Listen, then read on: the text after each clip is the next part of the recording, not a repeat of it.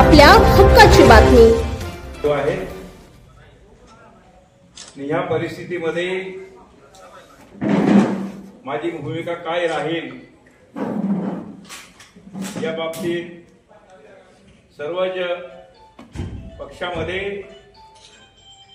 जेवढे पक्ष उभे आहेत त्यांच्यामध्ये आणि शोधातील मतदार बंधू आणि भगिनींमध्ये उत्सुकता आहे आणि त्या दृष्टीने माझी भूमिका स्पष्ट करावी त्याच्यासाठी मी आज आपल्या पुढे आहे।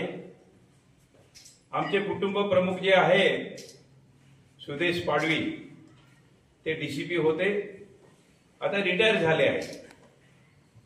ते माझे लहान बंधू जरी असले तरी आम्ही त्यांना कुटुंब प्रमुख म्हणून मानतो आणि म्हणून त्यांनी आम्हाला सल्ला दिला की यावेळेस कुठल्याही प्रकारची गडबड करायची नाही, पहिल्यांदा आपलं कुटुंब आणि नंतर मग राजकारण।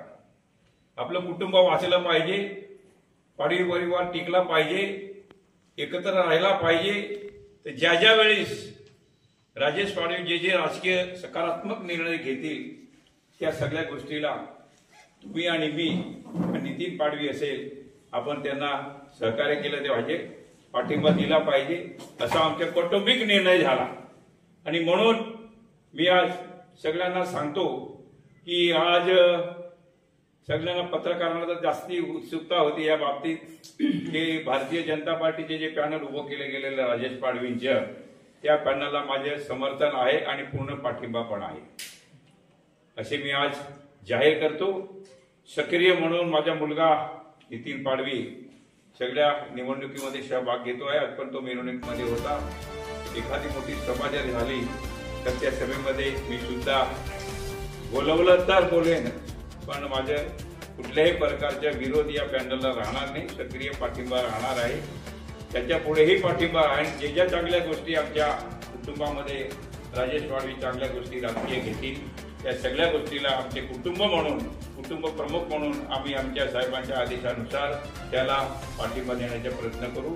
निश्चितपणे उत्सुकता सगळ्यांना होती की कुठल्याही परिस्थितीमध्ये उदितसिंग पाडवीची भूमिका काय आहे, बापजीची पाडवीची भूमिका काय आहे हे सगळे विचारत होते। तर माझी भूमिका स्पष्ट केली की मी कुठल्याही प्रकारचे किंतु परंतु न ठेवताना जाहीर केलेलं आहे।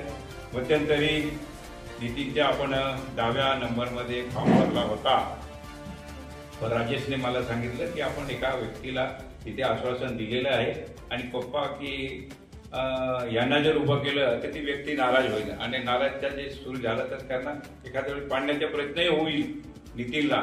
मग नितीनला मी आपलं खर्च ग्रस्त आहे म्हणे, काय घाबरायचे काही कारण नाही म्हणे आणि खर्च करायची काही जरुरी नाही म्हणे, मी त्याला कोऑप करून घेईन, परंतु त्याला माघार घ्यायला आणि त्याप्रमाणे त्याची माघार झाली नाही, त्याला कोऑप करायचं त्याने आश्वासन दिलेलं आहे। त्यामुळे नितीन सुद्धा आता सक्रिय प्रचारामध्ये आजपासून भैयाच्या रॅलीमध्ये होता सामील झालेले। जे काही पक्षाचे जेवढे उमेदवार उभे आहे त्या सगळ्यांना माझं समर्थन राहणार आहे, पाठिंबा राहणार आहे, जाहीर पाठिंबा राहणार आहे। कोणी कोणाच्या मनामध्ये किंतु परंतु ठेवू नये। धन्यवाद। सध्या जशी तुमची जी राजकीय परिस्थिती आहे तशी जे माझ्या घरामध्ये जरा वेगळी परिस्थिती आहे। ही माझ्या मिसेसची तब्येत बरोबर नाही।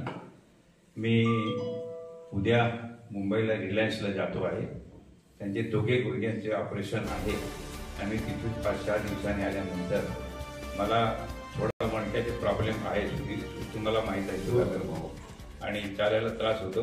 पण यांनी जर मला ओपन गाडी दिली तर कुठल्याही रॅलीमध्ये मी सामील होणार आणि बोलायला काय मला बंदी नाही, बोलायला माझा आवाज चांगला आहे, सगळं चांगलं आहे, फक्त चालण्याने मला त्रास होतो। तर मी तिकडनं जर आल्यानंतर मी सक्रिय सहभाग घेणार आहे।